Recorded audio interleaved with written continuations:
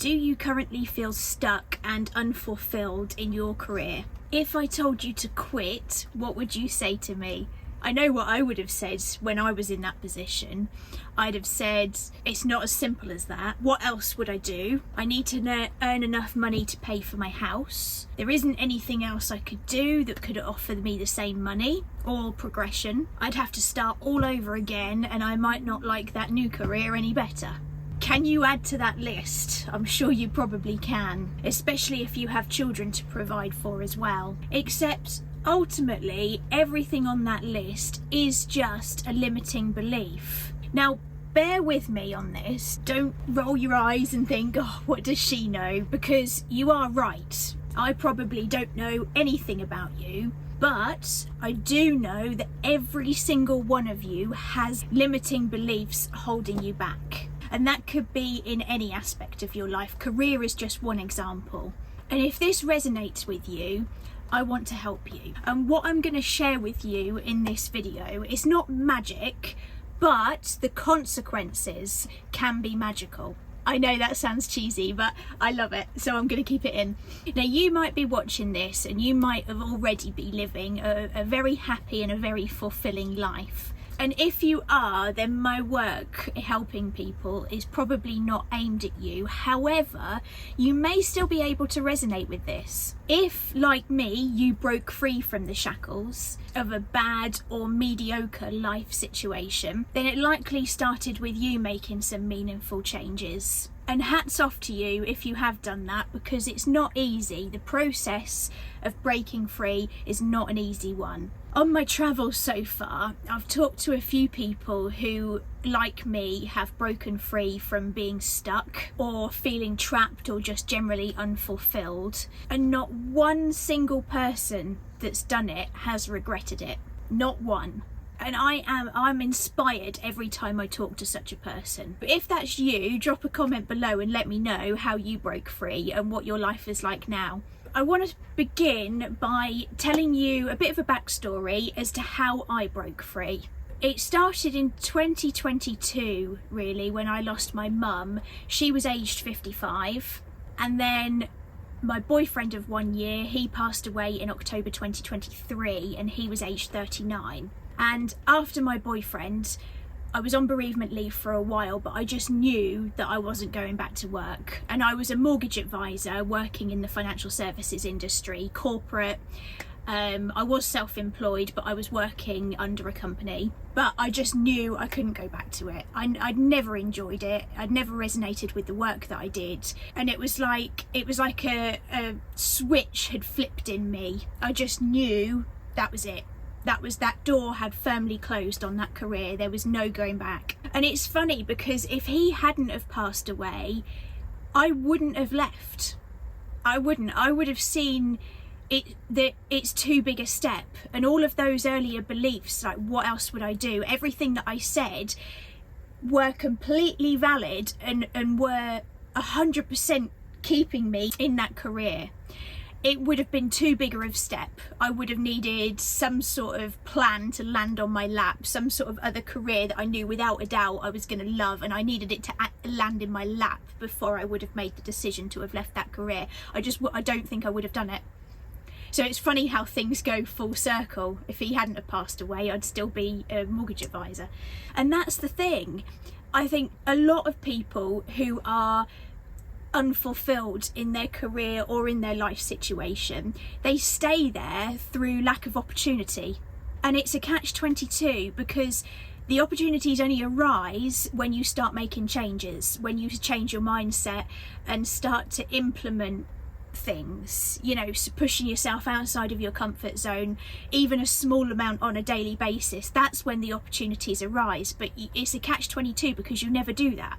For me, grief obviously changed everything. It completely shattered any limiting belief that I had. Any of those beliefs were just gone overnight, because after losing two of the most important people in my life, I felt like I had nothing left to lose. I was almost in a self-destruct mode. I thought, go ahead universe, do your worst. What else have you got for me? You can throw anything you like at me, but there's no way I'm going back to that career. And that single decision opened up an entire world of opportunities. I didn't see any of that at the time, but they did come. So once I left my career, selling my house was the next obvious step, because I had a mortgage. And I remember thinking, where am I going to live? I considered all sorts of possibilities, and one thought I had was, well, maybe I could live in a caravan. But I told myself that felt like a fall from grace. That felt like a failure. To sell my house and move into a caravan, that made me feel like a failure. So I dismissed it, and I was still at the drawing board basically as to where I was going to live. And then one day I was talking to a friend of mine whose opinion I value, and I jokingly said to her, oh, I'll just live in a caravan. And her response surprised me. She said, well, I would.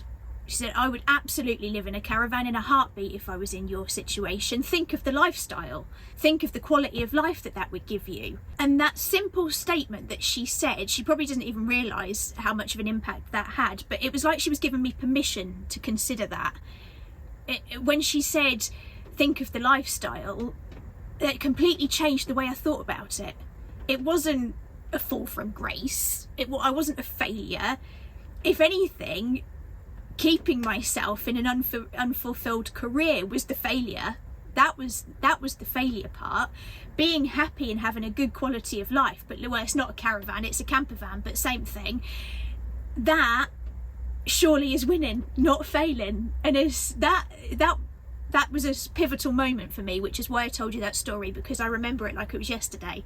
It was like my friend had given me permission to consider it, she reframed how I thought about it just in that one sentence. And then once I considered this as an option, and obviously went with that option in the end, another whole world of opportunity opened itself up to me. I mean, that's how YouTube started, #vanlife. And looking back now, I can see how limiting beliefs played such a big role in keeping me stuck in that unfulfilled life. And it's funny because they say hindsight is a wonderful thing, and it's true, because I couldn't see it at the time, but now I can see it so clearly. Because when I let go of those limiting beliefs, my life transformed in ways I never thought possible. So how can you break free from limiting beliefs? Well, now we're getting down to the good stuff. You might be thinking, well, that's all very well and good, but none of that really applies to me because I can't and don't want to take the same risks. But in that statement that I just said, the words can't and don't want are very important words here. When I was young, my dad always used to say, he had this saying, can't means won't. And it's relevant because you need to determine if you can't or if you won't. Another saying that my dad used to say when I was young, this is one of my favourites and it's also relevant here. There's only one thing in life you've got to do, and that's die. Everything else is optional. I mean, think about it. It's true. Now, why am I telling you this? Well, these sayings, they're just designed to get you thinking without limitations. And that's not to say that there won't be any, because there will. And another crucial piece of advice that I want to give you is to always trust your gut. Go with your intuition. If something doesn't feel right, don't do it. And that's in terms of risk taking. If something doesn't feel right, don't take it. Obviously, I walked away from my career. I sold my house. They are quite dramatic changes. Now, that might be something that appeals to you, that you want to do. But I bet for the majority, it's going to be small changes that make the biggest difference in the long run. Not drastic changes. But by the drastic changes that I did go through and the drastic changes that I did make, because I can see it from such a different perspective now, it's taught me the way other people can do it without taking such big risks. And I just want to tell you guys as well, I am in the process of taking a course at the moment, a coaching course that's ICF accredited, because although I've got this experience and this knowledge and I believe that I can impart it in ways to help you, I decided that I want to go down an official certification route so that I can add in the knowledge that's been created by people that are a lot more experienced than me. So there's a framework there that I'm going to learn that I can incorporate with what I want to coach people on as well. So let's go back to limiting beliefs. An example of a limiting belief is, I really want to try that new restaurant, or I really want to go watch that movie, but I'll have to wait until someone's free to come with me. I can't go on my own. Well, is that can't or won't? Can't go on your own or won't go on your own. And this is a great example because it's clearly a won't. It's not a can't because you can, it's a won't. And I understand that self-confidence would play a big part in this, or you might just feel that it won't be as enjoyable on your own if you haven't got anybody there to share the experience. But it really depends how badly you want to try that restaurant or how badly you want to see that movie, because it's certainly not a can't, it is a won't, which means ultimately it's a limiting belief. And if you stay within your comfort zone, remember, nothing will change. And that analogy can be applied to most life situations, especially those that keep you trapped and unfulfilled. And you need to start pushing outside of your comfort zone, even small things. Something that you would normally only do with people, like going to watch a movie. Have you ever tried going on your own? And it's the little steps like that that you might not think will be relevant. But when you do this, it creates a ripple effect that starts to shake things up around you. And that is from that place that the opportunities come. You'll begin to see opportunities manifesting into your life. And that I'm speaking from experience on, because that's exactly what happened to me, and I've seen it happen to others that I've spoken to that have broken free. They talk about opportunities manifesting themselves as well. So this is coming from experience. I promise you it's true. But don't just take my word for it. Try it for yourself. I would love you to experience this.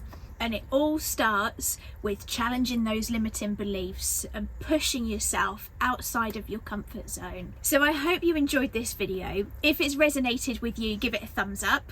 And if you're new here, please consider subscribing and hit the notification button if you want to be notified of when I've got new videos coming out. But until then, I'll see you in the next video.